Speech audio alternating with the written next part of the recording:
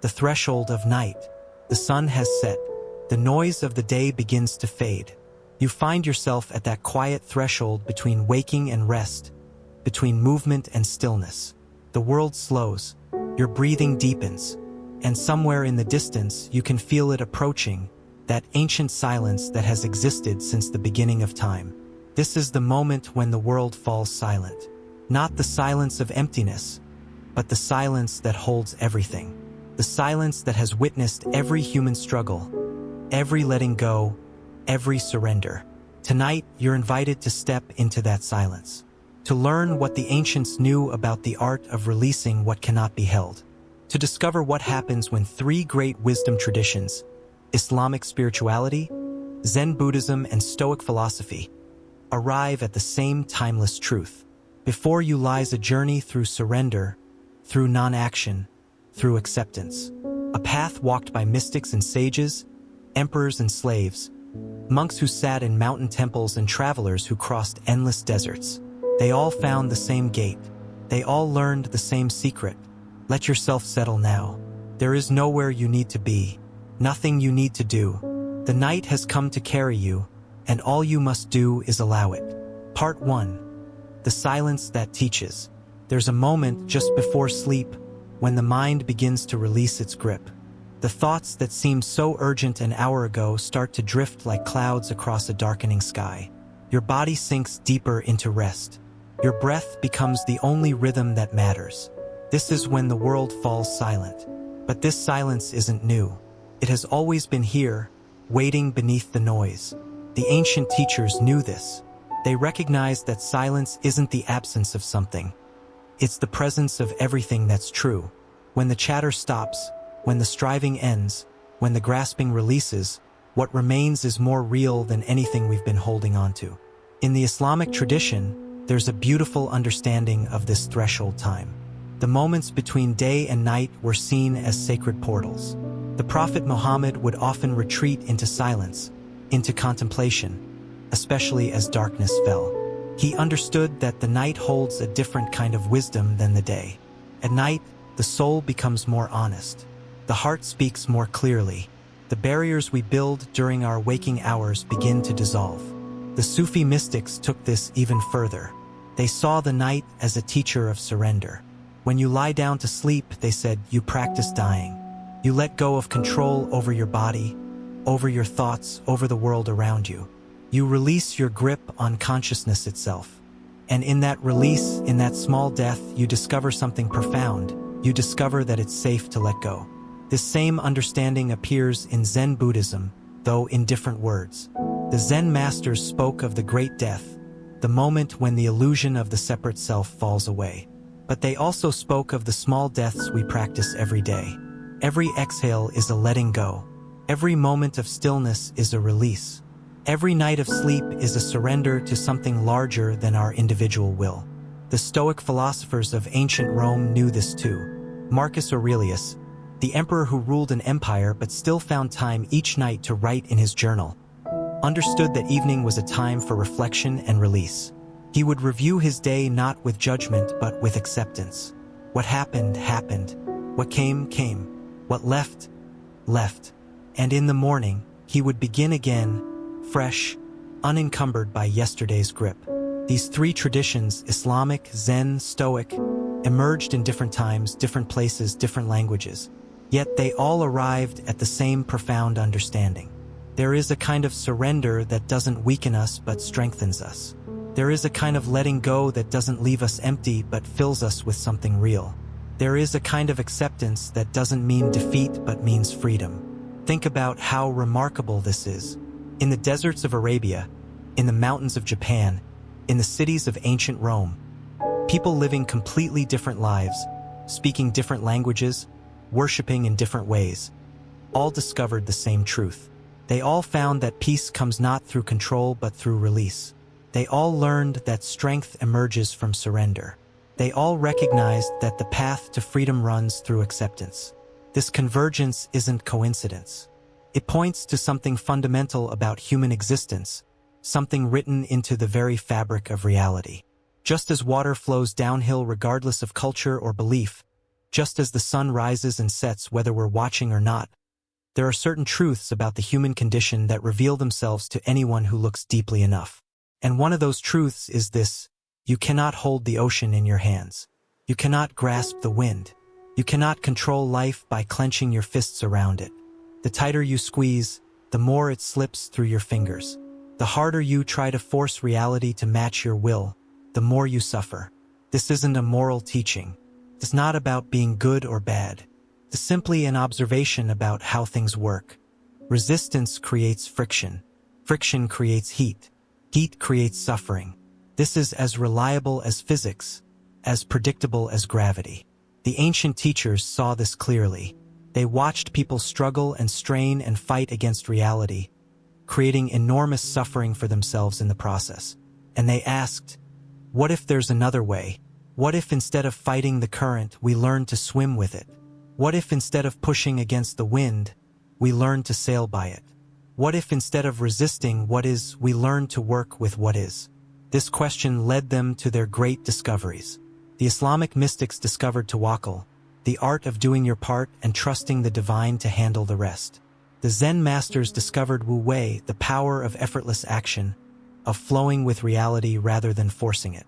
The Stoic philosophers discovered amor fati, the practice of not just accepting your fate but actually loving it, embracing it, making it into something beautiful.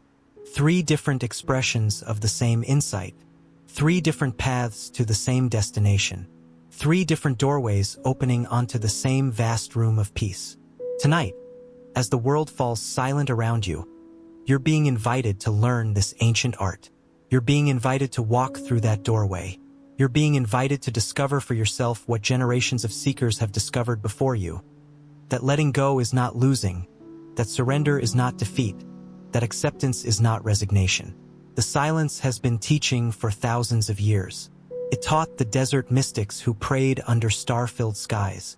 It taught the monks who sat in mountain caves, watching their breath rise and fall like waves.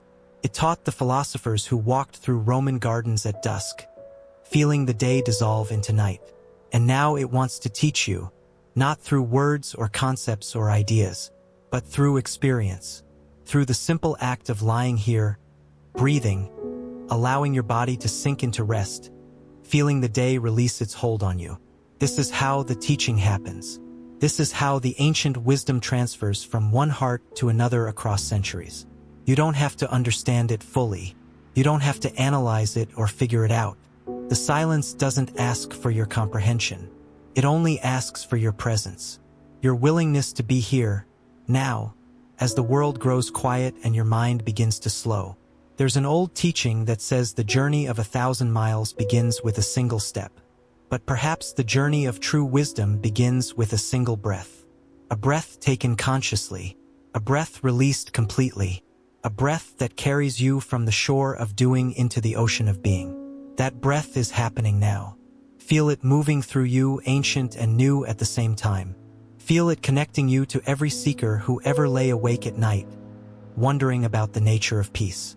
Feel it linking you to the eternal rhythm that beats beneath all things, the rhythm of expansion and contraction, of holding and releasing, of day and night and day again. The world is falling silent. Let yourself fall with it. Let yourself be held by this darkness that isn't empty but full. Full of possibility, full of rest, full of the wisdom that only reveals itself when we stop trying to force our way forward. The ancient teachers are here with you now, not as ghosts but as presences. Their understanding lives in the silence itself. Their wisdom whispers in the space between your thoughts. And their invitation is simple: let go, release, surrender to this moment, this breath, this gentle descent into night. This is where the teaching begins. This is where 3 paths meet in one truth. This is where the journey deepens into something older than time, something truer than worry, something more real than the stories we tell ourselves about who we are and what we need to control. The silence is teaching. Are you ready to learn? Part 2. Tawakkul, the Islamic art of sacred surrender. In the Arabic language, there's a word that holds an ocean of meaning. Tawakkul translates roughly as trust or reliance or surrender. But like many sacred words, Its true meaning can't be captured in a single translation. Tawakkul is the art of doing your part, then releasing the outcome to something greater than yourself. Picture a desert at dawn. A traveler prepares for a long journey across the sand. He fills his water skin. He checks his supplies. He ties his camel securely. He does everything within his power to ensure a safe passage. And this is where tawakkul lives, he releases his grip on the outcome. He acknowledges that despite all his preparation, the journey's end isn't in his hands. Forces beyond his control will shape what comes.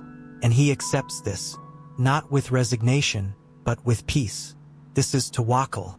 There's a famous teaching that illustrates this perfectly. A man once asked the Prophet Muhammad if he should tie his camel or simply trust in God to keep it safe. The Prophet's answer was simple and profound: tie your camel and then trust in God. This small teaching contains the entire philosophy. Do what you can.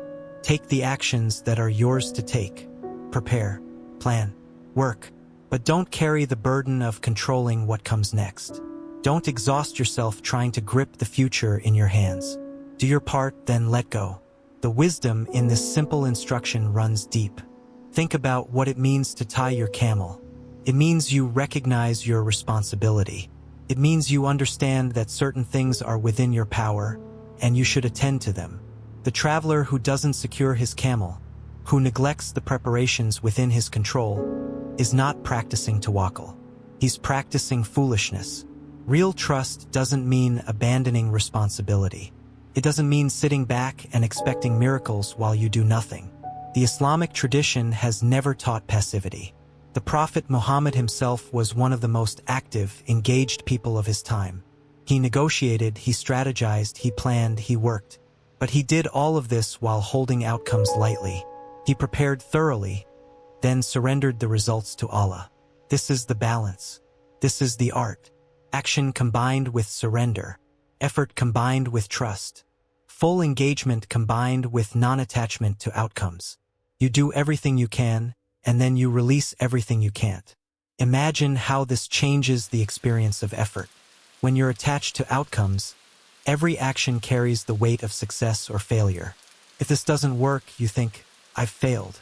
If this doesn't turn out the way I want, everything is ruined. This attachment makes work feel heavy, stressful, desperate. You're not just doing the task, you're carrying the entire weight of the future on your shoulders. But with tawakkul, you simply do the task. You tie your camel with care, with attention, with thoroughness. But you're not burdened by what will happen after you've tied it. You've done your part. The rest unfolds as it unfolds. You can work hard without being crushed by the pressure of results. You can care deeply without being destroyed by outcomes. You can engage fully without being imprisoned by attachment. This is freedom, not freedom from responsibility, but freedom within responsibility. Not freedom from effort, but freedom from the suffering that comes from demanding specific outcomes from your effort. Imagine how different your nights would be if you truly lived this way. How much lighter you would feel if you could lay your head down knowing that you've done what you can, and the rest isn't yours to hold. How much softer sleep would come if you could release your worry about tomorrow, trusting that whatever unfolds will unfold, whether you lie awake anxious or rest in peace. The Islamic tradition teaches that tawakkul has stages, like steps on a path that leads ever deeper into trust. The first stage is simple. You live one day at a time. You don't burden yourself with the weight of all possible futures. You tend to today, and you trust that tomorrow will bring what it brings. Many of us never move past this stage, and that's okay. Even this basic level of tawakkul can transform a life. To wake each morning and say, I will do what I can today, and I will not carry tomorrow's load. This alone brings an enormous relief, but there's a second stage. At this level, you begin to release even your desires and motives. You act not to get something, not to achieve a specific outcome, not to ensure your own comfort or success. You act because the action itself is what's called for. You help not because you expect gratitude. You work not because you demand success. You love not because you need love in return. You cast aside all attachment to results and simply do what feels true. This is harder. This requires a deeper trust. Because now you're not just releasing control over outcomes, you're releasing your grip on why you're doing things in the first place. You're learning to act from a place of pure response to the moment, rather than from a place of need or want or fear. And then there's a third stage, the deepest one. The mystics called it the trust of the select of the select. At this level, your desires and God's will become one. Not because you've bent God's will to match yours, but because you've surrendered so completely that you want what the divine wants. You trust so thoroughly that you accept everything as exactly what should be happening. Your personal preferences dissolve into the larger flow.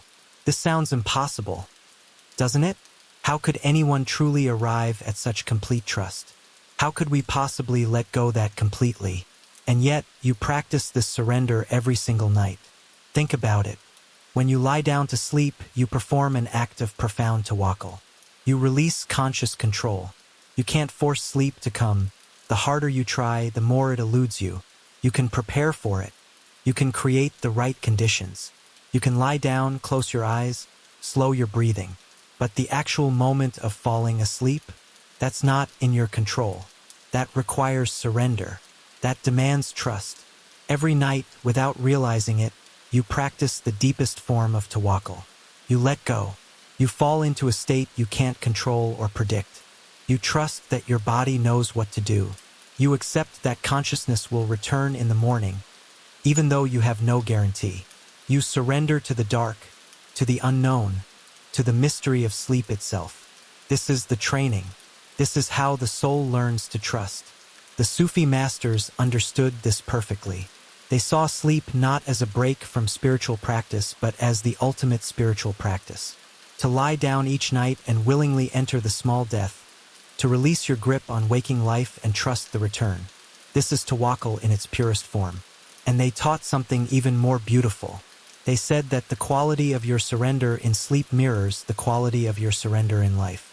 If you can learn to let go completely into sleep without worry, without fear, without grasping, you can learn to let go completely into life's unfolding.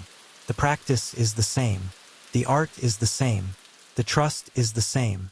So tonight, as you feel your body growing heavy, as your thoughts begin to drift and dissolve, you're not just preparing for sleep. You're practicing the highest form of Islamic wisdom. You're learning what the desert mystics knew, what the Sufis danced to discover, what every faithful heart learns eventually. That true peace comes not from controlling life, but from trusting it. The scholar Ibn Qayyim al-Jawziyya wrote that tawakkul is half of the religion, the other half being inaba, the turning toward God. This makes sense, doesn't it? To turn toward something greater than yourself, and to trust it completely, these two movements contain everything. The turning, the trusting, the opening, the releasing. You're doing that now, though you might not recognize it. As your consciousness softens and spreads, as the boundaries of your thinking become blurry and undefined, you're turning. Turning away from the daytime mind with all its plans and worries. Turning toward something deeper, something truer, something that existed before you were born and will exist after you're gone. And as you turn, you trust. You trust that sleep will come. You trust that morning will follow. You trust that this nightly death is not an ending but a passage. You trust without even knowing you're trusting, because the body's wisdom is older than doubt. There's a teaching from Imam Reza that says faith has 4 pillars. Trust in God, being pleased with divine decree, surrender to God's order, and completely entrusting your affairs to the divine. Notice how these pillars all point toward the same truth: letting go, being pleased with what comes, surrendering to what is, entrusting the outcome to something beyond your small grip. This doesn't mean becoming passive. Remember the camel. You still tie it. You still act. You still engage with life. But you hold your actions lightly. You don't make them into monuments. You don't demand that the universe bend to your plan. You participate fully, and you release completely. Think of a bird leaving its nest in the morning. It flies out into the day, searching for food, building its home, caring for its young. But as evening comes, it returns to the tree, settles onto the branch, tucks its head beneath its wing, and it trusts. It doesn't worry that the branch might break. It doesn't fear that the morning won't come. It simply rests, held by the tree, held by the night, held by the natural order of things. You are like that bird now. You've flown through your day. You've done what needed doing. You've tied your camel. And now it's time to return to the branch, to settle into rest, to trust that you'll be held through the darkness. This is tawakkul. This is the ancient Islamic art of sacred surrender. Not giving up, but giving over. Not resigning, but releasing. Not abandoning effort, but abandoning the burden of controlling what only God can control. As the night deepens around you, feel yourself held by this understanding. Feel the weight of worry begin to lift, not because you've solved all your problems, but because you've remembered that they're not all yours to solve. Feel your breath slow and soften, not because you're forcing it, but because you're allowing it. Feel your mind grow quiet, not because you're fighting your thoughts, but because you're no longer feeding them with attention and concern. You are practicing tawakkul. You are surrendering to this moment.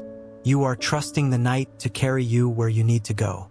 And in this trust, in this surrender, in this sacred letting go, you touch the same peace that the desert mystics found under the stars, that the Sufis discovered in their whirling, that every faithful heart recognizes when it finally stops struggling and simply falls into the arms of the divine.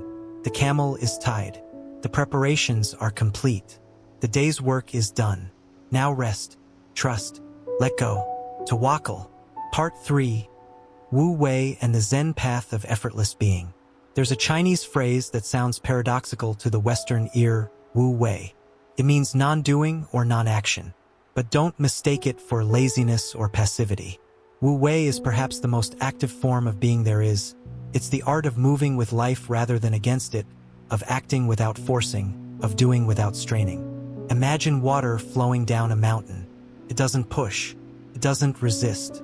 It simply follows the path of least resistance, flowing around obstacles, finding its way through cracks and crevices, eventually reaching the sea. It accomplishes everything without effort. It wears away the hardest stone without fighting. This is Wu Wei, or picture a tree in winter. It doesn't struggle to hold onto its leaves.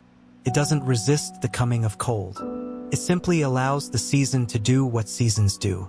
The leaves fall. The sap retreats. The tree enters dormancy.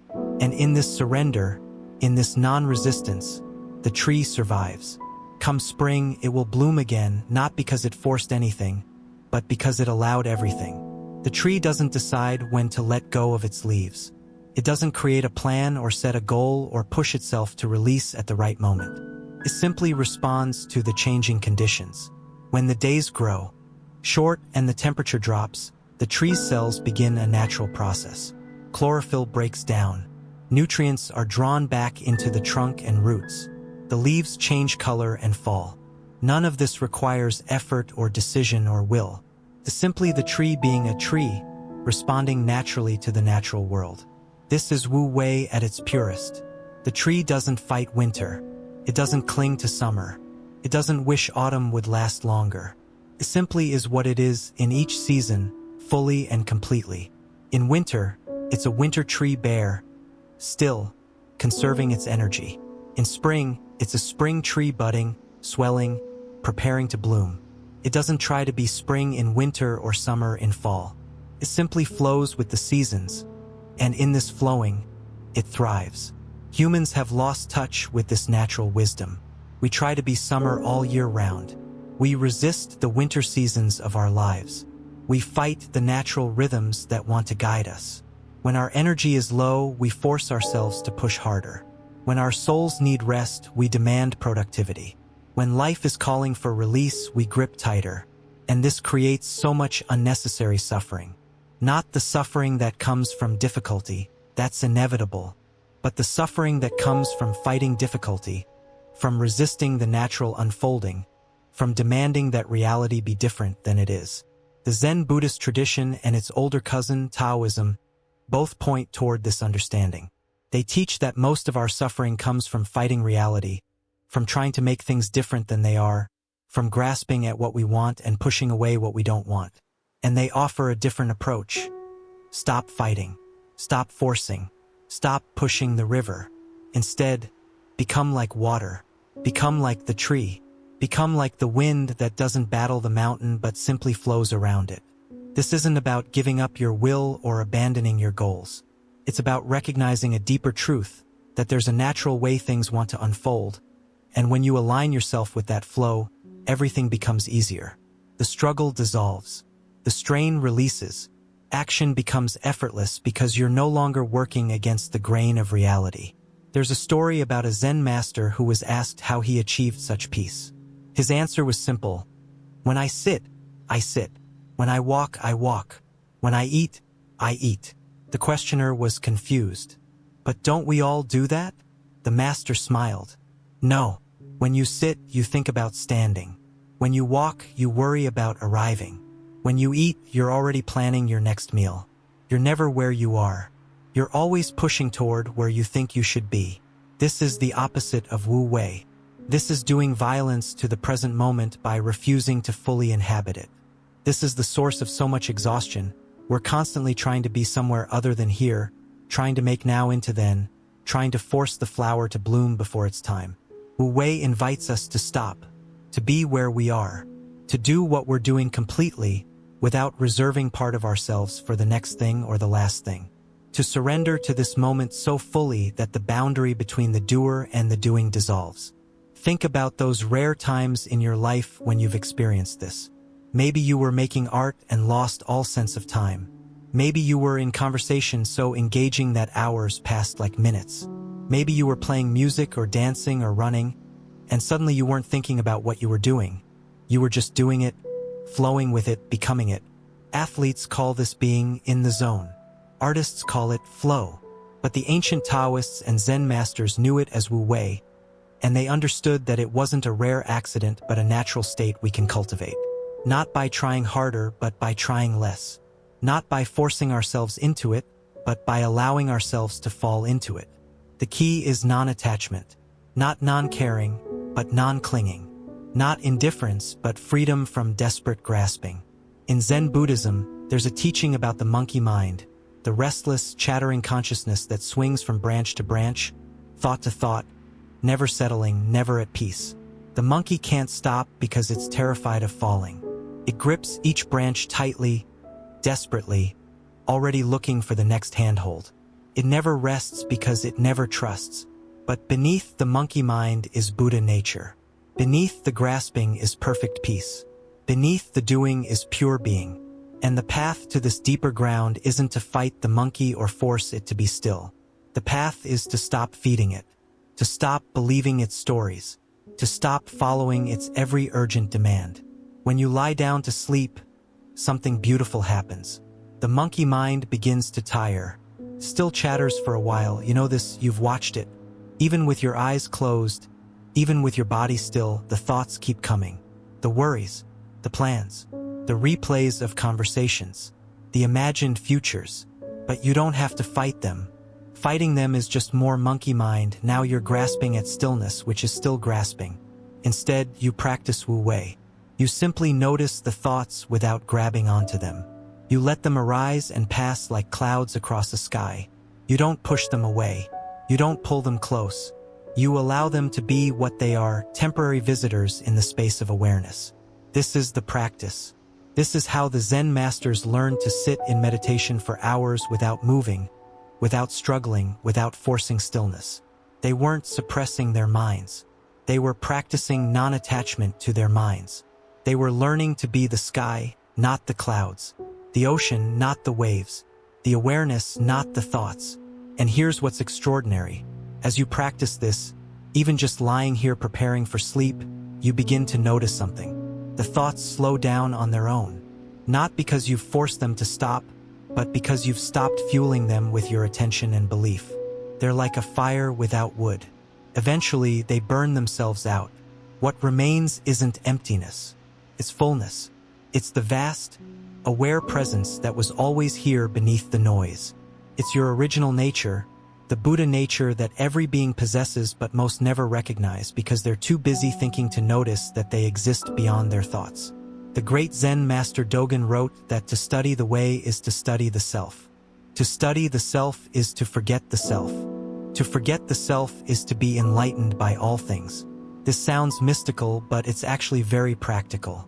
When you stop clinging to your ideas about who you are, when you release your grip on your identity and preferences and beliefs, when you forget yourself in the sense of dropping your self-concern, you open to everything. You become porous to life.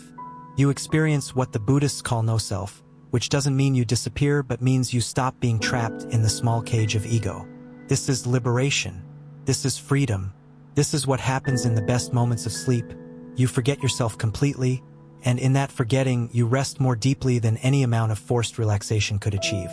The path of Wu Wei, the path of non-attachment, the path of letting go, these all lead to the same place. They all lead to a recognition that you are not the character in the story, struggling against the plot. You are the awareness in which the story unfolds. And from that awareness, from that spacious, open presence, everything becomes workable. Everything becomes acceptable. Everything becomes, in a strange way, already perfect as it is. This doesn't mean nothing needs to change. Water still flows downhill. Trees still reach toward the sun. You still take action in your life. But the quality of the action shifts. It becomes less strained, less desperate, less forced. You do what needs doing, but you're not attached to the outcome. You care deeply, but you're not destroyed when things don't go your way. You engage fully, but you hold everything lightly. There's a beautiful teaching in Zen about the master who was asked what he would do if his house caught fire. Would he try to save his possessions? The master said no, he would walk out with empty hands. The student was shocked. You wouldn't save anything? The master smiled. I would save my life. Everything else is already burning. We think of our worries, our plans, our problems as permanent structures that we must protect and maintain. But they're not structures. They're fires. They're already burning. They're already passing away. The question isn't how to preserve them. The question is whether we'll spend our energy trying to save what can't be saved, or whether we'll walk out of the burning house with empty hands and grateful hearts. Tonight, the world is offering you a chance to practice this walk. As you lie here, feel the grip of the day beginning to loosen. Feel your concerns about tomorrow becoming less solid. Feel the thoughts that seemed so important an hour ago starting to drift away like smoke. You don't have to make this happen. You don't have to force yourself to let go. That would just be another form of grasping. Now you're grasping at letting go, which is absurd. Instead, simply notice what's already happening. Notice that thoughts come and go whether you invite them or not. Notice that sleep will come when it comes, regardless of your effort. Notice that the night holds you without you having to hold it back. This noticing is Wu Wei. This allowing is non-attachment. This gentle presence is the Zen way. And in this practice, in this soft surrendering to what is, you touch something the master spent lifetimes seeking. You touch the stillness beneath the movement, the silence beneath the sound, the being beneath the doing. The breath continues, in and out, like waves on a shore. The heart beats its ancient rhythm. The night deepens around you, and you are here, present, aware, letting it all be exactly as it is. Not forcing, not fighting, not grasping or pushing away. Just this, just now.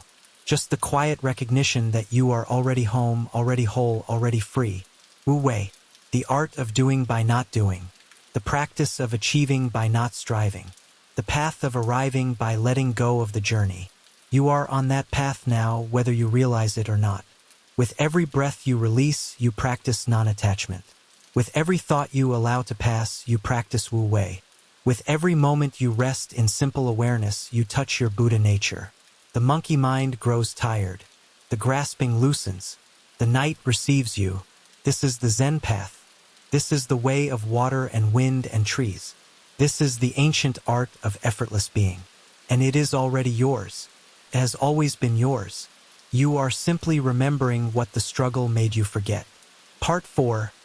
Amor fati, the Stoic love of fate. In Latin, there's a phrase that carries immense power. Amor fati. It translates simply as love of fate. But its meaning runs much deeper than those 3 words suggest. Amor fati is the practice of not just accepting what happens, but actually loving it. Not just tolerating reality, but embracing it. Not just enduring your circumstances, but welcoming them as exactly what you need. This sounds impossible at first. How could anyone love everything that happens? How could we embrace loss, disappointment, pain? How could we welcome the things we spend so much energy trying to avoid? The Stoic philosophers had an answer. Not a theoretical answer, but a lived one. And they weren't writing from lives of ease. Marcus Aurelius, perhaps the most famous Stoic, was emperor of Rome during a time of constant crisis, plague, war, betrayal. Most of his children died before he did. He wrote his meditations not as a published work, but as a private journal, reminding himself daily how to maintain peace in the midst of chaos. Consider what this means. Here was a man with arguably more power than anyone alive at his time. He commanded armies. He ruled an empire. He could have almost anything he wanted. And yet he couldn't control the things that mattered most to him. He couldn't keep his children safe from disease. He couldn't prevent wars from breaking out on his borders. He couldn't ensure that his advisors would be loyal or that his decisions would have the outcomes he intended. If anyone could have been tempted to believe in the illusion of control, it was Marcus Aurelius. He had the resources, the power, the authority to try to control nearly everything. And yet his writings show that he understood deeply how little control he actually had. He understood that his power extended only to his own mind, his own character, his own responses. So each night he would write in his journal, not grand philosophical treatises, but reminders to himself. Simple, practical wisdom about how to maintain equanimity when nothing goes as planned. How to love your fate when your fate includes watching your children die. How to find peace when leading an empire that's constantly under threat. These weren't theoretical exercises. This was survival. This was how he maintained his sanity, his virtue, his humanity in circumstances that could have destroyed him. And the core of his practice was amor-fati, loving what is exactly as it is and making something noble out of it. Epictetus, another great Stoic teacher, was born a slave. He was disabled by his master. He knew suffering intimately, yet his teachings on acceptance and inner freedom have guided seekers for 2,000 years. These weren't men offering philosophical theories from comfortable positions. They were offering wisdom forged in the fire of real difficulty. And their central teaching was this: the only thing you truly control is how you respond to what happens. Everything else is outside your power, and fighting what's outside your power only creates suffering. Epictetus put it plainly: do not seek for things to happen the way you want them to. Rather, wish that what happens happen the way it happens. Then you will be happy. Read that again. Let it sink in. Wish that what happens happen the way it happens. Not wish for different circumstances. Not hope that reality will conform to your preferences, but wish for reality to be exactly as it is. This seems like madness until you really understand it, because what Epictetus is pointing to isn't resignation or giving up. He's pointing to a radical shift in perspective. He's saying that happiness isn't found in getting what you want. It's found in wanting what you get. It's found in aligning your will with reality, rather than demanding reality align with your will. Marcus Aurelius wrote something similar in his journal. A blazing fire makes flame and brightness out of everything that is thrown into it. He was reminding himself that a wise person, like a strong fire, can transform any circumstance into something useful. Any obstacle can become fuel. Any difficulty can become an opportunity. Not because we pretend hardship is easy, but because we choose to work with what's actually here rather than wishing for what isn't. This is amor-fati in action. This is the art of loving your fate. But let's be honest, this is easier to write about than to practice. When you're lying awake at night, worried about tomorrow, troubled by yesterday, your mind spinning with what-ifs and should-haves, the Stoic teaching to love your fate can feel impossibly distant. How do you love anxiety? How do you embrace worry? Here's where the Stoic practice becomes most practical. The Stoics taught something called the dichotomy of control. They said there are some things in your control and some things not in your control. And the key to peace is learning to tell the difference. What's in your control? Your thoughts, your judgments, your responses, your character. That's about it. Everything else, your body, your reputation, other people's opinions, the outcomes of your efforts, the events of the world, all of that is ultimately outside your control. This doesn't mean you don't care about outcomes. It means you don't make your peace dependent on them. You do your best. You work hard. You care deeply. But you hold the results lightly, knowing they're not entirely up to you. Think about how this applies to sleep. You can control your bedtime routine. You can control whether you lie down and close your eyes. You can control your intention to rest. But you cannot control the actual moment of falling asleep. You cannot force yourself to sleep through sheer will. The harder you try, the more elusive it becomes. So what do? You practice a more fatty. You accept that sleep will come when it comes. You love your fate, which tonight might include lying awake for a while. You don't fight it. You don't curse it. You don't make yourself miserable wishing you were already asleep. Instead, you work with what's actually happening. You notice the sensations in your body. You follow your breath. You allow your thoughts to drift without judgment. You make the most of this moment, rather than resenting it for not being a different moment. And here's what's extraordinary. The moment you stop fighting sleeplessness, sleep often arrives. Not because you've tricked it into coming, but because you've removed the main obstacle, your resistance to what is. This is the Stoic secret. Resistance to reality is the root of suffering. Acceptance of reality is the root of peace. And Amor Fati goes one step further. It says not only accept your fate but love it, because it is teaching you exactly what you need to learn. Marcus Aurelius wrote to himself, "The impediment to action advances action. What stands in the way becomes the way." He understood that obstacles aren't interruptions to the path, they are the path. The difficulty you're facing right now isn't preventing you from growing or finding peace. It is the very means by which you grow and find peace. Sleeplessness teaches you patience. Worry teaches you to examine your mind. Difficulty teaches you your strength. Loss teaches you what truly matters. Every challenge, properly met, refines you. Every hardship, properly understood, shapes you into something wiser, stronger, more real. But none of this works if you're fighting your fate. None of this works if you're constantly wishing you were somewhere else, someone else experiencing something else. The transformation only happens when you turn toward what's actually here and say, This is what I'm working with. This is my curriculum. This is exactly what I need." There's a story from Zen Buddhism that perfectly illustrates Amor Fati, even though it comes from a different tradition. An old farmer's horse runs away. His neighbors say, "How terrible!" The farmer replies, "We'll see."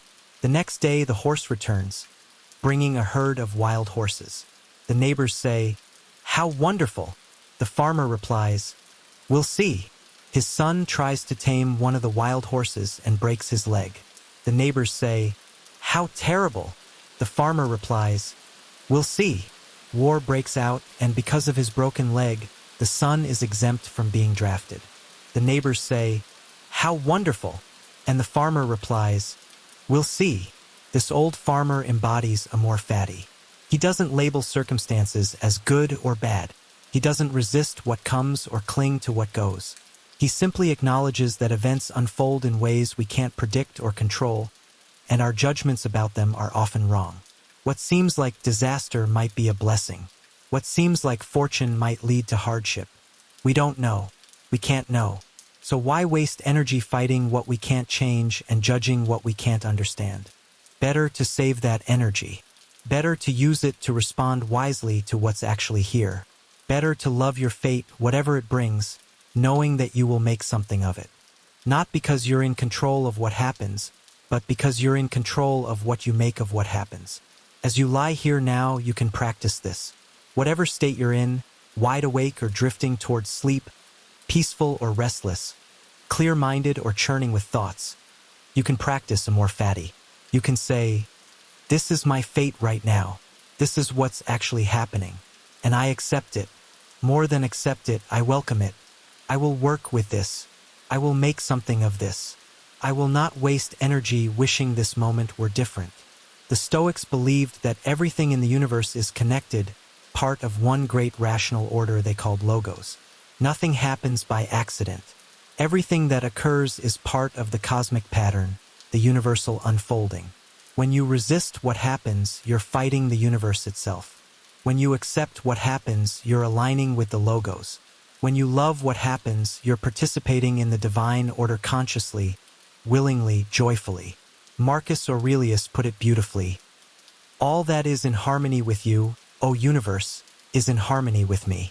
Nothing that comes in time is too early or too late for me. All that your seasons bring, O nature, is fruit for me. Feel the power of this. Feel the liberation of saying to reality, I am yours. I trust your timing. I accept your offerings. I will make fruit of whatever you bring. This doesn't make you passive. The Stoics were among the most active, engaged people of their time. Marcus Aurelius ruled an empire. Epictetus taught students. They didn't withdraw from life, but they participated without attachment to outcomes. They did their duty without demanding specific results. They engaged fully without losing their inner peace. This is what amor fati makes possible. You can care deeply about your life while not being destroyed when things don't go your way. You can work hard toward goals while not being crushed if you don't achieve them. You can love people while accepting that you can't control their choices.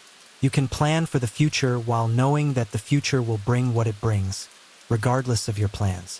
You become like Marcus Aurelius's fire, making flame and brightness out of everything that's thrown into it.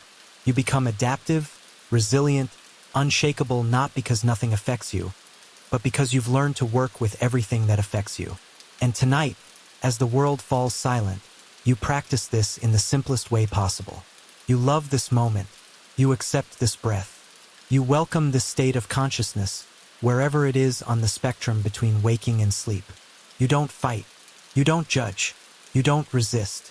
You simply say, this is my fate right now, and I love it, because it is real, it is here, and it is teaching me something I need to learn.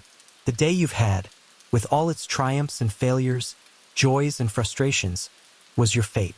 Amor fati says, I needed exactly that day to become who I'm becoming. The night ahead, whether it brings deep sleep or restless tossing, vivid dreams or blank darkness, is your fate. Amor fati says, I will love it whatever it brings. This is the Stoic way. This is the path of the warrior philosopher, the emperor mystic, the slave sage. This is how they found peace in the midst of chaos, strength in the midst of powerlessness, joy in the midst of suffering. Not by controlling their circumstances, but by controlling their response. Not by forcing life to bend to their will, but by aligning their will with life. Not by avoiding their fate, but by loving it, embracing it, making it into something beautiful. As you rest here now, feel yourself relaxing into this understanding. Feel the struggle dissolve as you stop fighting what is. Feel the peace emerge as you accept what's actually happening. Feel the love begin to flow as you recognize that this moment, exactly as it is your fate. And your fate is your teacher. Your fate is your path. Your fate is perfect for you, even when it's difficult, because it is forging you into something real, something strong, something wise. Marcus Aurelius knew nights like this. Epictetus knew nights like this. They lay awake sometimes, worried, troubled, uncertain, and they practiced what they taught. They didn't pretend to love difficulty. They chose to love it. They made that choice again and again until it became natural, until loving their fate became who they were. You can make that choice too, right now, right here, in this very moment. I love this moment. I accept this breath. I welcome this fate. Amor fati, the Stoic way, the path of peace. Part 5, the confluence, where 3 rivers meet, 3 different wisdom traditions, 3 different languages, 3 different times and places. Islamic spirituality emerging in the Arabian desert. Zen Buddhism flowering in Japanese monasteries. Stoic philosophy developing in the gardens and academies of ancient Greece and Rome. And yet they all arrive at the same truth. They all teach the art of letting go. They all understand that peace comes not from controlling life but from accepting it. They all recognize that fighting reality creates suffering and embracing reality creates freedom. They all see that the path to strength runs through surrender. Tawakkul, Wu Wei, Amor Fati. 3 words pointing to one experience. The Islamic mystic ties his camel and trusts in God. The Zen master sits in stillness and allows thoughts to come and go. The Stoic philosopher faces his fate with love and acceptance. They're all doing the same thing.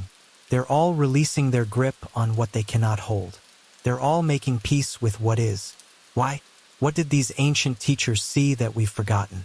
What truth did they recognize that our modern world has obscured? Perhaps it's this, that the illusion of control is the source of most human suffering.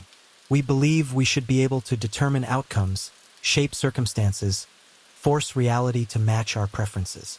And when we can't, which is most of the time, we suffer. We feel frustrated, anxious, angry, disappointed. We feel like failures because we've failed to control what was never controllable in the first place. The ancient wisdom traditions saw through this illusion. They recognized that very little is actually in our control. We can't control the weather, other people's actions, the outcomes of our efforts, the events of the world, the inevitable changes that life brings. We can prepare, we can act, we can influence, but control, that's mostly a fantasy. Once you see this clearly, once you really understand that control is an illusion, 2 paths open before you. The first path is despair. If I can't control anything, what's the point? The second path is liberation. If I can't control anything, I can finally stop trying. I can finally release the exhausting burden of believing everything depends on me. The wisdom traditions all point toward the second path. They all say, you can't control life, but you can control how you meet it. You can't determine what happens, but you can determine who you become in response to what happens. You can't change most of your circumstances, but you can change your relationship to your circumstances. This is the teaching. This is the confluence where 3 rivers meet. In Islam, it's expressed as tawakkul. Do your part, then trust the divine to handle the rest. Your job is effort and intention. The results are not your responsibility. You can plant the seed, but you can't make it grow. You can walk the path, but you can't control where it leads. So walk faithfully and release your attachment to arriving. In Zen, it's expressed as Wu Wei and non-attachment. Flow with reality rather than fighting it. Be like water, finding the path of least resistance. Be like the tree, bending with the wind rather than breaking against it. Don't grasp at what you want or push away what you don't want. Just be present with what is and let the natural unfolding happen. In Stoicism, it's expressed as Amor Fati and the dichotomy of control. Love your fate, whatever it brings. Work with what's actually here rather than wishing for what isn't. Focus on what you can control, your character, your response, your interpretation, and release everything else. Make flame and brightness out of whatever gets thrown into your fire. 3 different expressions, 1 truth. And the beauty is that you don't have to choose between them. You don't have to decide whether you're practicing tawakkul or Wu Wei or Amor Fati. They're not competing systems. They're complementary perspectives on the same reality. Maybe tonight you need the Islamic teaching. You need to remember that you've done your part, and now it's time to trust. You've prepared for tomorrow as well as you can. You've addressed today's concerns. You've tied your camel. Now you can release the outcome and rest in the knowledge that whatever happens will happen, with or without your worry. Or maybe tonight you need the Zen teaching. You need to stop fighting your thoughts and just let them pass. You need to remember that you are not the thinking mind but the aware space in which thoughts arise. You need to practice Wu Wei, the art of non-doing, and simply allow sleep to come when it comes without forcing or striving. Or maybe tonight you need the Stoic teaching. You need to look at this moment with whatever discomfort or restlessness it contains and practice Amor Fati. You need to say, this is my fate right now and I choose to love it. I choose to work with it rather than resist it. I choose to make something valuable out of this experience, even if it's not the experience I wanted. All 3 teachings are available to you. All 3 paths are open. And at their intersection, at the confluence where these 3 rivers meet, you find something profound, peace. Not the peace of having everything go your way, the peace of being okay regardless of how things go. Not the peace of perfect circumstances, the peace of perfect acceptance.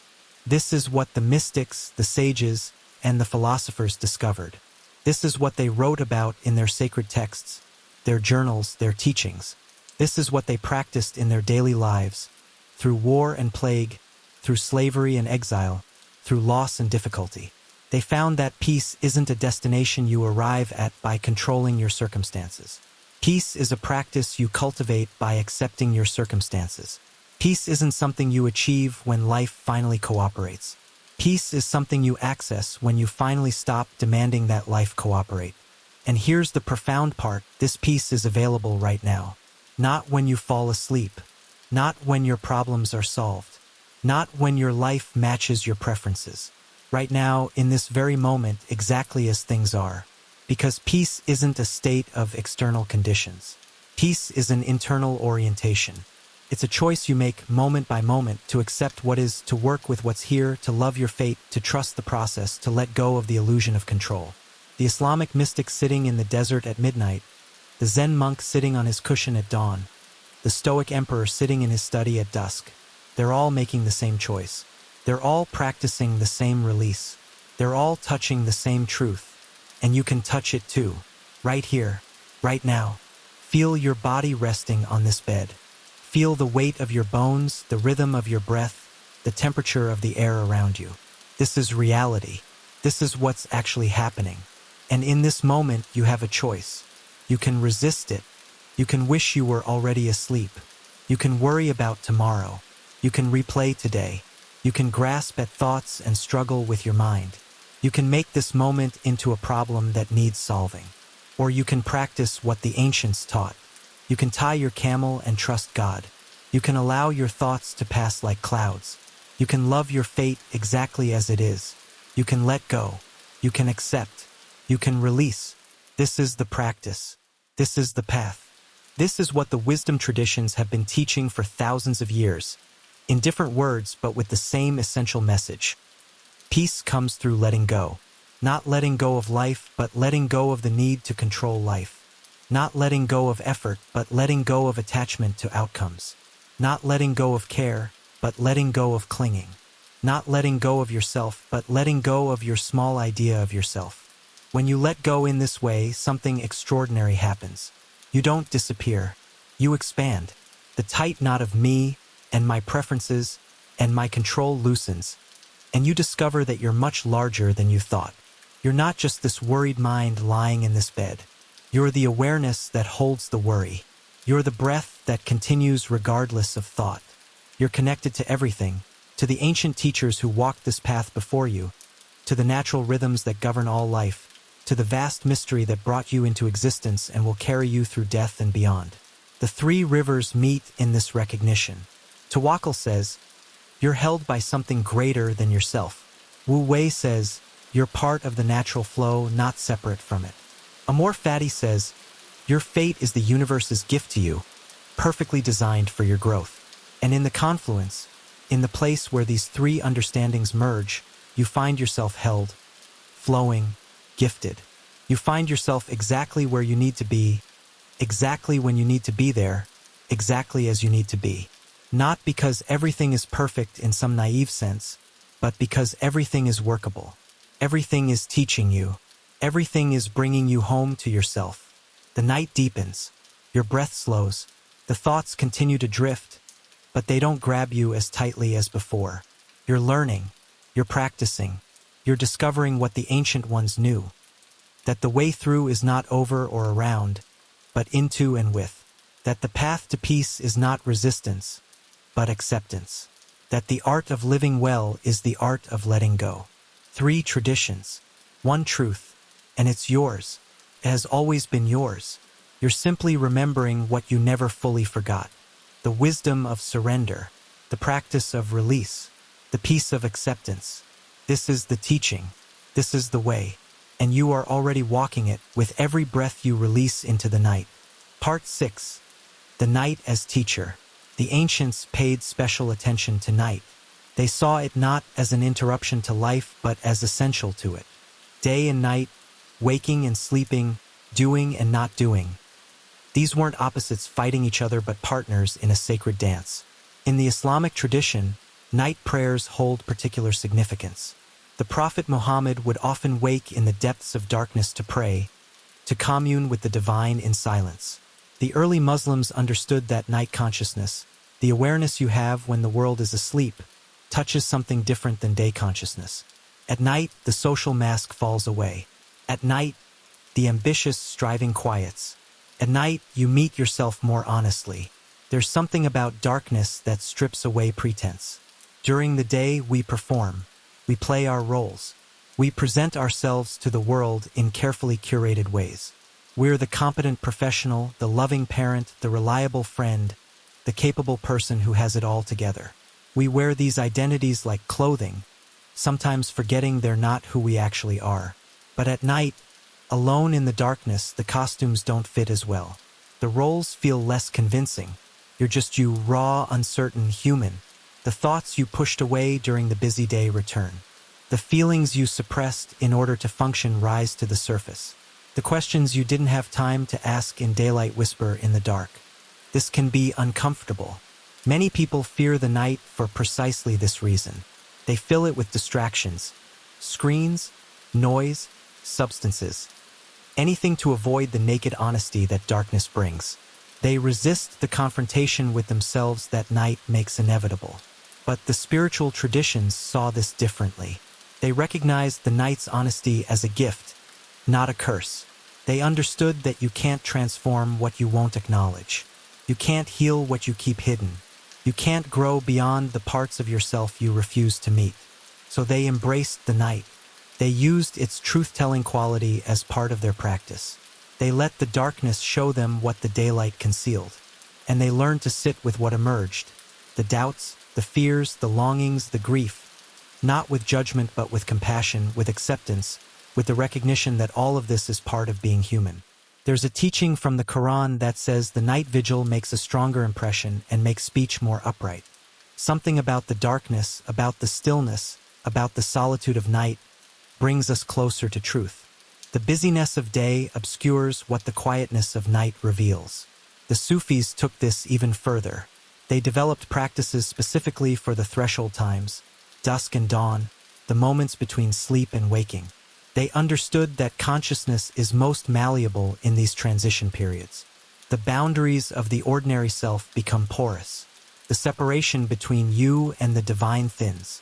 In the liminal space of night, transformation becomes possible. But they also recognized that you don't have to be doing formal spiritual practice for the night to teach you. Simply lying down to sleep is a profound act of surrender. Simply allowing your awareness to dissolve into unconsciousness is a practice of letting go. Simply trusting that morning will come is an act of faith. Every night you die a small death. Your ego loosens its grip. Your control over consciousness fades. Your identity becomes less solid. And every morning you're reborn. You wake with a fresh chance. Yesterday's version of you has passed away. Today's version emerges new.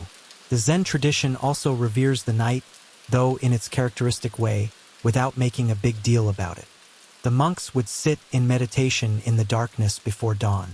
They would practice walking meditation in the evening. They understood that the quality of mind available in darkness is different from daylight mind. In daylight, we're goal-oriented, practical, focused on the external world. We're doing, achieving, moving forward. This is necessary and good. But it's incomplete. Without the balance of night consciousness, we become lost in doing, mistaking activity for meaning, busyness for significance. Night consciousness is receptive rather than active. It's being rather than doing. It's the awareness that doesn't need to accomplish anything to be valuable. It's the presence that exists before and after all goals, all achievements, all striving. Zen practitioners learned to bring this night consciousness into their days, to be fully present in activity while maintaining the spacious, accepting awareness of night, to work hard while remaining at peace, to engage completely while staying detached. This is the integration the practice aims for: daytime clarity with nighttime openness, action with acceptance, doing with non-doing. But first, you have to know the night. You have to spend time in that receptive, spacious awareness. You have to learn to rest without agenda, to be without purpose, to exist without needing to prove or achieve or become anything other than what you are. The Stoics, too, had evening practices. Marcus Aurelius would end each day by reviewing what had happened, not with judgment but with philosophical reflection. He would ask himself, where did I align with virtue today? Where did I get caught in reaction? What did I learn? How can I do better tomorrow? But this wasn't anxious self-criticism. It was gentle self-examination. It was the practice of bringing awareness to experience so that experience could teach him. And then, crucially, he would let it go. The day was done. Tomorrow was not yet here. The present moment, the evening, the night, the time of rest was all that existed. Seneca wrote letters to his friends about the importance of the evening hour. He called it the time to render accounts to the soul. Not to burden yourself with worry, but to settle your consciousness, to release what cannot be changed, to prepare for sleep with a clear mind and a peaceful heart. The Stoics understood that how you end your day shapes how you begin your next day. Go to sleep with resentment, and you wake with resentment. Go to sleep with worry, and you wake with worry. But go to sleep with acceptance, with amor fati, with the recognition that you did what you could and the rest is not yours to control, and you wake with peace. All three traditions, Islamic, Zen, Stoic, recognize night as a teacher. But what is it teaching? It's teaching you that you don't have to be in control all the time. In sleep, you're completely not in control, and yet you're safe. You're held. You're restored. It's teaching you that consciousness is not as solid as you think. Every night it dissolves, and every morning it reforms. Who you think you are is more fluid, more changeable, more mysterious than the daytime mind believes. It's teaching you that doing is not the only valuable mode of being. Rest is essential. Receptivity matters. The fallow field is as important as the planted field. Night isn't wasted time. It's renewal time. It's integration time. It's the dark soil in which tomorrow's growth germinates. It's teaching you to trust. You trust that breathing will continue while you sleep. You trust that your heart will keep beating. You trust that unconsciousness won't be permanent. You trust that morning will come. You practice these trusts every single night without thinking about it. And what you practice becomes who you are. The nightly surrender to sleep trains you in the daily surrender to life. It's teaching you that letting go doesn't destroy you. Every night you let go of conscious control, and every morning you return, intact, renewed. The thing you fear, losing control, releasing your grip, surrendering to what you can't manage, you do it nightly and it doesn't harm you. In fact, it heals you. These are the lessons of the night. These are what the darkness has to teach. And you don't learn them through studying or thinking. You learn them through experiencing, through lying here, through allowing the day to fall away, through feeling your body settle and your mind quiet and your awareness diffuse into that soft, receptive state that precedes sleep. The ancient wisdom keepers knew this. They didn't just talk about surrender and letting go and trust. They practiced it nightly. They used the natural rhythm of day and night, waking and sleeping, activity and rest, as their training ground. And they invited others to do the same, not as a burden or a difficult discipline, but as a return to what's natural. You already know how to let go, you do it every night. You already know how to trust, you trust your way into sleep constantly. You already know how to surrender, you surrender control every time you close your eyes. The practice isn't learning something new. It's recognizing what you already do and letting it inform the rest of your life. It's allowing the wisdom of night to seep into your days. It's taking the surrender you practice in sleep and applying it to waking challenges. It's using what the darkness teaches to illuminate how you live in the light. As you rest here now, feel yourself in the company of all who came before you. The Islamic mystics who prayed in the deep night. The Zen monks who sat in darkness before dawn. The Stoic philosophers who reflected in the evening quiet. They're all here with you in spirit, all practicing the same essential surrender, all learning from the same ancient teacher, the night itself. And the night is patient. It doesn't force its lessons. It simply offers itself, again and again, a recurring opportunity to practice release, to cultivate trust, to discover that you're held by something larger than your worried mind can comprehend. Let it teach you. Let it show you what you already know but keep forgetting. Let it remind you that control is not the same as safety, that surrender is not the same as defeat, that letting go is not the same as giving up. The night knows. The darkness remembers. The silence holds the truth. And you are part of this knowing, this remembering, this truth. You always have been. You always will be. Rest now. Let the teacher teach. Let the night do what night does. You are safe here. You are held here. You are exactly where you need to be. Part 7. Bringing the teaching into life. The wisdom of Tawakkul, Wu Wei, and Amor Fati isn't meant to stay in the realm of ideas. It's not philosophy for its own sake. It's meant to be lived, practiced, embodied in the daily texture of your life. But how? How do you bring these ancient teachings into your modern world? How do you practice sacred surrender when you're stuck in traffic? How do you embrace Wu Wei when you're facing a deadline? How do you love your fate when you're dealing with difficult people and challenging circumstances? The answer is simpler than you might think. You start small. You start with this moment. You start with this breath. You don't have to transform your entire life overnight. You don't have to become a perfect practitioner of letting go. You don't have to master surrender before you can benefit from the practice. You just have to notice. You just have to catch yourself. You just have to make one small choice toward release instead of grasping, toward acceptance instead of resistance. Maybe tomorrow, when something doesn't go your way, you pause, just for a moment. And in that pause, you remember, this is outside my control. This is what Wu Wei points to. This is where Amor Fati applies. This is where Tawakkul becomes practical. You can't change what just happened, but you can choose how you meet it. You can tighten around it or you can soften. You can fight reality or you can work with it. That pause, that choice, that small moment of remembering, that's the practice. That's where the teaching becomes alive. Not in getting it perfect, but in bringing awareness to the moment when you're tempted to resist what is. Or maybe tomorrow, when you're worried about something that hasn't happened yet, you notice the worry. You don't judge it or try to make it go away. You simply recognize, I'm tying my camel and that's good. I'm preparing and that's wise. But now I'm trying to control the outcome, and that's not mine to control. That's where Tawakkul comes in. That's where I practice trust. And in that recognition, the worry might not disappear completely, but it loosens. It becomes workable. You can prepare without being paralyzed by anxiety. You can care without being consumed by concern. You can act without being attached to outcomes. This is how the teaching moves from concept to practice.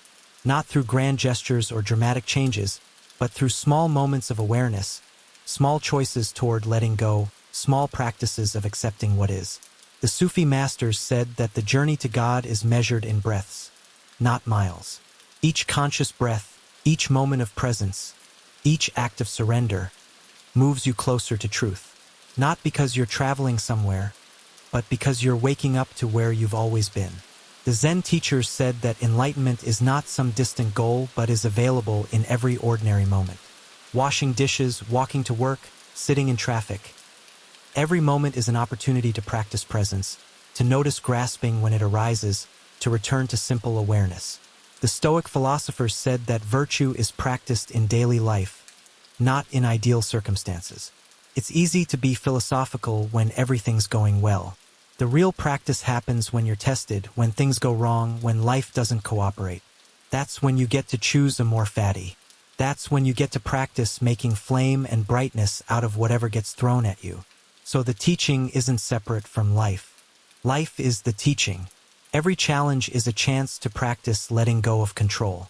Every disappointment is an opportunity to practice Amor Fati. Every moment of worry is an invitation to practice Tawakkul. Every instance of struggle is a reminder to practice Wu Wei. You don't need a monastery or a meditation cushion or a spiritual teacher, though these can all be helpful. You need awareness. You need the willingness to notice when you're fighting reality. You need the courage to make a different choice, to accept instead of resist, to release instead of grasp, to work with instead of work against. And here's something important to understand. This practice doesn't mean you become passive. It doesn't mean you stop caring about outcomes or working toward goals. It doesn't mean you resign yourself to every difficulty without trying to change what can be changed. The ancient teachers were not passive people. The Prophet Muhammad built a community and transformed a society. The Zen masters ran monasteries and taught students and engaged fully with life. Marcus Aurelius led an empire through crisis after crisis. These were not people who sat back and did nothing, but they understood the difference between wise action and desperate grasping. They understood the difference between working toward a goal and being enslaved by the need to achieve it. They understood the difference between caring about outcomes and being destroyed by outcomes. Think about a gardener. A good gardener prepares the soil, plants the seeds, provides water and nutrients, removes weeds, protects the plants from pests. This is active, engaged work. This is doing your part. But the gardener doesn't make the seeds grow. The gardener doesn't control the weather. The gardener doesn't determine whether the harvest will be abundant or modest. These things unfold according to forces beyond human control: the nature of the seed, the rhythm of the seasons, the patterns of sun and rain. A wise gardener does everything within their power, then accepts what comes. If the harvest is good, wonderful. If it's modest, that's okay too. If a storm destroys everything, the gardener grieves the loss, then plants again next season. The gardener doesn't stop gardening because they can't control all the variables. But they also don't exhaust themselves trying to control what can't be controlled. This is the balance the ancient teachings point toward. Full engagement with life, full effort toward what you value, but also full acceptance of what you can't control. Full willingness to work with reality as it is, rather than as you wish it were. When you practice this way, something remarkable happens. You become more effective, not less, because you're not wasting energy on resistance. You're not exhausting yourself fighting unchangeable circumstances. You're not making everything harder by demanding it be easy. Instead, you're working with the grain of reality. You're flowing with what wants to happen. You're recognizing what's actually possible in this moment and focusing your energy there, rather than dispersing it in futile battles against what can't be changed. And here's what happens when you practice this, even imperfectly, even inconsistently. Your life begins to feel different. Not because your circumstances magically improve, but because your relationship to your circumstances transforms. You start to notice that you're less anxious. Not because you have fewer problems, but because you're not adding worry on top of problems. You're dealing with what's actually here instead of what you imagine might happen. You start to notice that you're less frustrated. Not because people stop being difficult, but because you're not demanding that they be different than they are. You're working with reality as it is instead of as you wish it were. You start to notice that you have more energy. Not because you're doing less, but because you're not wasting energy on resistance and resentment. You're flowing with life instead of fighting it. You start to notice moments of peace that appear in the middle of chaos. Not because the chaos has stopped, but because you've found the stillness at the center of it. You've touched the silence beneath the noise. This is what the ancient teachers promised. Not that life would become easy, but that you would become capable. Not that challenges would disappear, but that you would know how to meet them. Not that you would control everything, but that you would be at peace with controlling almost nothing. And the beautiful part is that this peace, this capability, this freedom, it starts to spread. When you're less reactive, the people around you become less reactive. When you stop adding resistance, difficult situations, the situations often resolve more easily.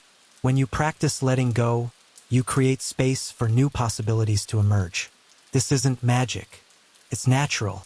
When you stop blocking the flow with resistance, the flow flows more freely. When you stop making everything harder through struggle, things become easier. When you work with reality instead of against it, reality starts to work with you. But none of this happens through understanding alone. You have to practice. You have to use your life as the laboratory. You have to bring the teaching into the moments that matter, the frustrating moments, the scary moments, the moments when everything in you wants to tighten and control and fix. Those are the sacred moments. Those are your opportunities. Those are when you get to choose the ancient way instead of the habitual way. Those are when you get to practice tawakkul instead of anxiety, Wu Wei instead of forcing, a more fatty instead of resistance.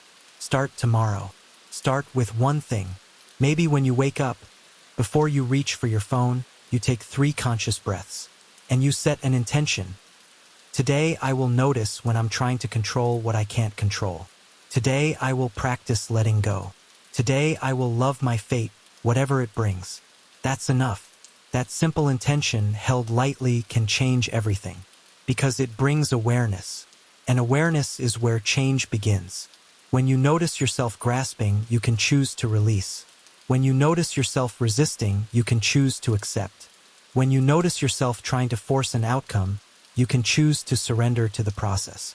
The ancient teachings are not complex. They're profound, yes, but not complex. Tie your camel, then trust God. Be like water flowing around obstacles. Love your fate, whatever it brings.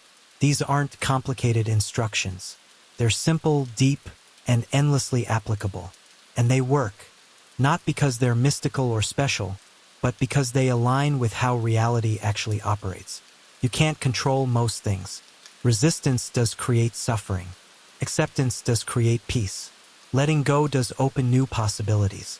These aren't beliefs or philosophies. They're observations about how life works. The sages didn't invent these truths. They discovered them. They tested them. They lived them. And they taught them so that others could discover the same freedom, the same peace, the same capacity to live fully even in the midst of difficulty. You have access to everything they discovered. You have the same capacity for surrender, for acceptance, for letting go. You have the same ability to work with life instead of against it. You have the same invitation to love your fate, to trust the process, to release what you cannot hold. The teaching is complete. The path is clear. The practice is available. All that remains is your choice. Will you grasp or release? Will you resist or accept? Will you fight your fate or love it? The choice is yours, moment by moment, breath by breath, day by day. And whatever you choose, that choice will shape your life. That choice will determine your peace. That choice will be your path. The ancient teachers chose surrender over struggle, acceptance over resistance, trust over control. And they found freedom. They found peace. They found a way to live fully, joyfully, meaningfully, even in a world they couldn't control. Their wisdom is yours. Their teaching is available. Their path is open. Walk it, practice it, live it, not perfectly but sincerely, not all at once but step by step, not as a burden but as a liberation. This is the way. This is the teaching. This is what the silence has been trying to tell you all along. Part 8. The Sacred Hour Before Sleep. You've journeyed through 3 wisdom traditions tonight. You've touched the teaching of Tawakkul, the practice of Wu Wei, the philosophy of Amor Fati. You've explored how night itself is a teacher, how the ancients learned from darkness and silence, how letting go isn't weakness but profound strength. Now, as this sacred hour before sleep unfolds, you have a chance to integrate what you've heard. Not by thinking about it or analyzing it, but by embodying it. By practicing right here, right now, the art of letting go. This is your evening practice, simple and ancient. This is what the mystics did, what the monks did, what the philosophers did. They created space at the end of the day to release what needed releasing, to surrender what needed surrendering, to accept what needed accepting. You can do this too. You are doing this simply by being here, simply by allowing these words to wash over you, simply by feeling your body settle and your mind quiet. Let's begin with the body. Feel it resting here, held by the surface beneath you. Feel the weight of your bones, the weight of your flesh, the weight of all that you carry. And now, with each exhale, imagine that weight sinking deeper. Not sinking in a heavy, burdened way, but sinking in a releasing way. Like snow falling softly to the ground. Like a stone settling into soft earth. You don't have to make this happen. You don't have to force your body to relax. That would be the opposite of the teaching. Instead, you simply allow. You notice where there's tightness, and you breathe into it. Not to make it go away, but to meet it with awareness, with acceptance. This tightness is here. This is my fate right now, and I accept it. I work with it. I breathe with it. And often, just that acceptance is enough. The tightness doesn't have to fight anymore because you're not fighting it. Can release because you've stopped demanding that it release. This is Wu Wei. This is the art of non-doing. The body knows how to let go. Your job is simply to stop preventing it. Now bring your awareness to your breath. Don't change it. Don't improve it. Don't make it deeper or slower or more spiritual. Just notice it as it is. The breath is happening whether you control it or not. This is tawakkul. This is trusting what's already working. Your body breathes you. Life breathes you. You can rest in this truth. And as you rest in it, you might notice that the breath does slow on its own, does deepen on its own. Not because you forced it, but because you allowed it. Not because you controlled it, but because you trusted it. This is the paradox of practice. The more you let go of trying to get somewhere, the more naturally you arrive. Now bring your awareness to your mind. Notice the thoughts that are still moving through, the replays of today, the plans for tomorrow, the worries, the hopes, the random fragments of memory and imagination. Don't try to stop them. Don't judge them. Don't grab onto them. Just let them be like clouds moving across the sky of your awareness. You are not the clouds. You are the sky. The clouds come and go, but the sky remains, vast and open and unchanged. This is what the Zen teachers were pointing to. This is the awareness beneath the thinking. This is your Buddha nature, your true self, always present, always peaceful, always already free. And from this awareness, from this sky-like presence, you can watch the worries drift past. You can notice them without becoming them. You can see them as mental events, not as truths, not as demands, not as problems that need solving right this moment. Maybe there's a worry about tomorrow. Notice it. Meet it with a more fatty. Whatever tomorrow brings, I will work with it. I cannot control it by worrying about it now. Worrying is not preparing. Worrying is just suffering in advance. So I choose to let it go. I choose to love my fate, even the fate I haven't met yet, trusting that I will have what I need to meet it. Maybe there's a replay of today, something you wish you'd done differently. Notice it. Meet it with acceptance. What happened, happened. I can learn from it, but I cannot change it. Regretting it now doesn't help. It only keeps me stuck in a moment that's already gone. So I choose to let it go. I choose to accept what was and focus on what I can actually influence. My response now, my learning now, my peace now. This is the practice. Not pushing thoughts away, but not grabbing onto them either. Not fighting the mind, but not being enslaved by it. Just noticing, accepting, allowing, and gently returning to the present moment, to the breath, to the body, to the simple reality of being here now. And in this practice, something shifts. The grip loosens. The striving stops. The need to figure everything out right this moment fades. You remember that you don't have to solve your whole life before you can rest. You don't have to fix every problem before you can find peace. You can be imperfect, uncertain, incomplete, and still be okay. Still be held. Still be at peace. This is what the ancients discovered. This is what they practiced in their evening hours. This is what allowed them to rest deeply, to wake refreshed, to meet each new day with resilience and clarity. They didn't have perfect lives. They had the same struggles you have: uncertainty, loss, challenge, fear. But they had this practice, this art of evening surrender, this sacred hour of letting go. And now it's yours. You can make this your practice too. Not a perfect practice, not a rigid discipline, just a gentle evening ritual of release. Maybe you review your day, but not with harsh judgment. You simply notice what happened with curiosity and acceptance. You notice where you aligned with your values and where you got caught in reaction. You notice what you learned. You notice what you're grateful for. And then you let it go. The day is complete. You did what you did. Tomorrow is a fresh start. Maybe you express gratitude. Not forced gratitude, not spiritual bypassing, but genuine appreciation for what actually supported you today. The breath that kept flowing. The heart that kept beating. The people who showed up. The moments of beauty or connection or simple ease. You let yourself feel this gratitude. Let it soften your heart. Let it remind you that even difficult days contain gifts. Maybe you set an intention for tomorrow, but lightly. not as a demand or a burden, but as a direction.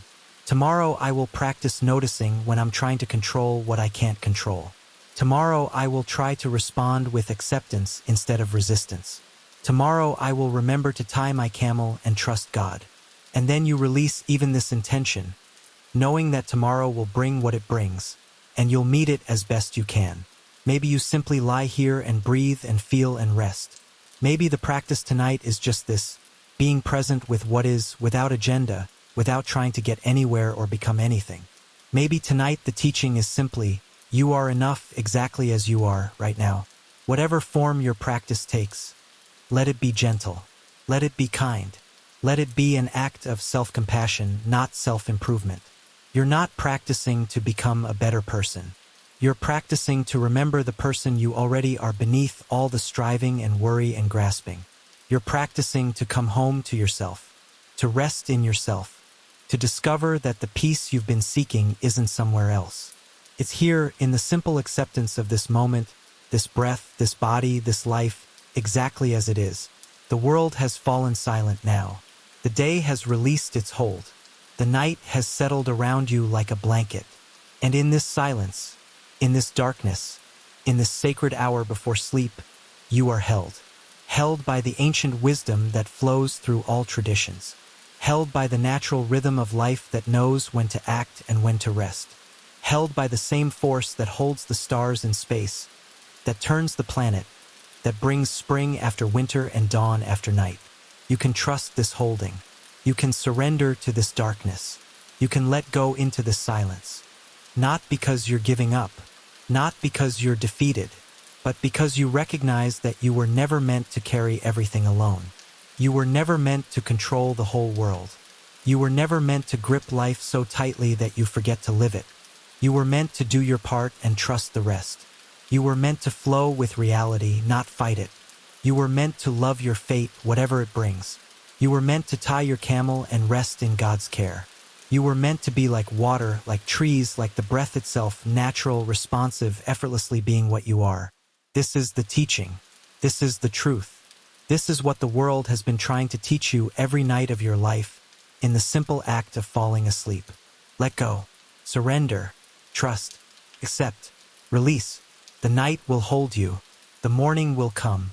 And you will wake, once again, to a fresh chance, a new beginning, another opportunity to practice the ancient art of letting go. But for now, there's nothing to do, nowhere to go, nothing to figure out, nothing to control. Just this, just now, just the simple, sacred act of resting. The world has fallen silent, and in that silence, you find what you've been seeking all along. Peace, acceptance, freedom, home. Closing.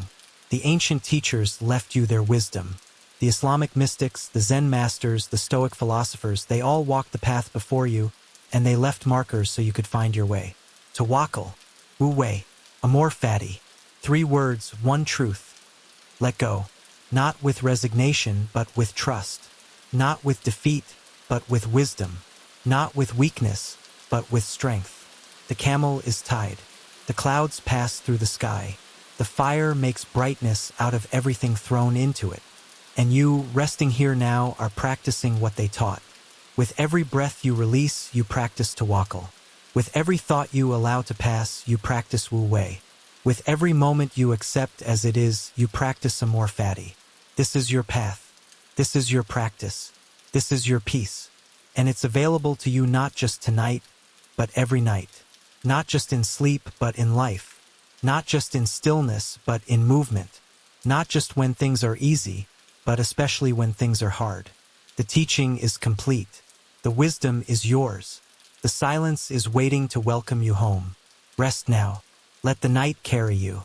Let the darkness hold you. Let the ancient understanding settle into your bones and your breath and your very being. And if you found something valuable in this journey tonight, something that touched your soul or reminded you of what matters, consider sharing this wisdom with others. Like this video, subscribe to the channel, and know that you're supporting the continuation of ancient wisdom in the modern world. But more importantly, practice the teaching. Live it. Embody it. Let it transform how you meet each moment. Because the world needs people who know how to let go. The world needs people who can accept what is and work with it. The world needs people who practice surrender without giving up, who release control without becoming passive, who love their fate even when it's difficult. Be one of those people. Practice what the ancients taught. Walk the path they walked. Find the peace they found. It's yours. It has always been yours. You're simply remembering. Tawakkul, Wu Wei, Amor Fati, trust, flow, love, let go, rest, peace.